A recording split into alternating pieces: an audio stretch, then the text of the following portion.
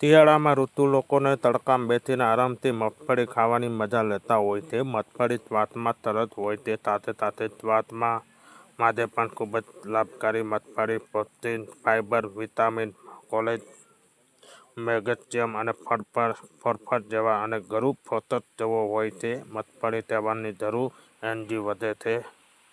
મગફળીમાં ખાવામાં તમે જો જેટલી બાબતમાં ધ્યાન ન રાખવામાં આવે તો સ્વાસ્થ્યમાં નુકસાન પણ પહોંચાડી શકે છે.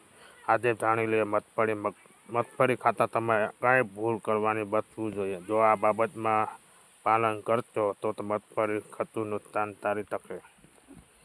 માત્ર ધ્યાન રાખવું જરૂરી છે. મગફળી કેલરી પ્રમાણે વધારે હોય છે.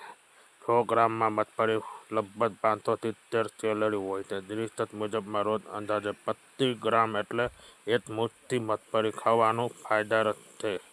પરંતુ જો તમે રોજ એને કરતાં વધારે મગફળી ખાશો તો વજન વધવાની શક્યતા રહે છે. વધુ પ્રમાણે મગફળી ખાવાથી પેટ સંબંધિત તકલીફ પણ થઈ શકે છે. તેથી મગફળી ખાતા તમે માત્ર ખાસ ધ્યાન રાખવું જોઈએ. મગફળીના લાલ ફોતરા સાથે ખાઓ તો ઘણા લોકો મગફળી શેક્યા પછી તેના લાલ ફોતરા કાઢીને ખાય છે. જ્યારે હકીકત મગફળીના ફોતરામાં પોલિફેનોલ, રેસ્વેરાટ્રોલ અને એન્ટીઓક્સિડન્ટ ભરપૂર પ્રમાણ હોય છે.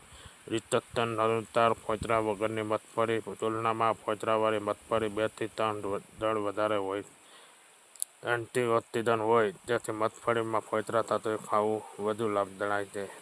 તળેલી મગફળી ખાવાનું ટાળવું જોઈએ. બજારમાં મળતી તૈયાર મગફળી અથવા તળેલી મગફળીમાં મસાલા ઉમેરીને ખાવાનું ટાળવું જોઈએ. આવી મગફળી સ્વાદિષ્ટ તો લાગે પરંતુ વધારે પ્રમાણમાં ખાવાથી સ્વાસ્થ્યને નુકસાન પહોંચાડી શકે છે.